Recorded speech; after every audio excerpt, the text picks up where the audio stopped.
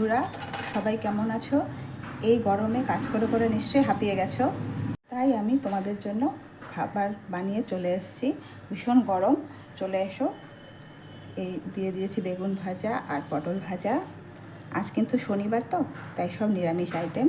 কার কার নিরামিষ রান্না পছন্দ চলে এসো আমার এখানে, সব্বার নেমন্ত্রণ।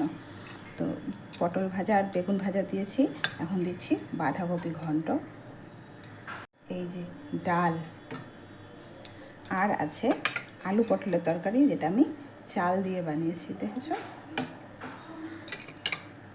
আর এই দেখো, এটা কাঁচা কলা বড়া করে আমি ঝোল করেছি। তো ভীষণ ভালো হয় এটা খেতে, আমাদের বাড়ির প্রত্যেকে খুব ভালোবাসে। আর রয়েছে অনেক অনেক ভালোবাসা আর অনেক ধন্যবাদ। আবার দেখা হবে নতুন ভিডিওতে, ততক্ষণ তোমরা এটা এনজয় করো।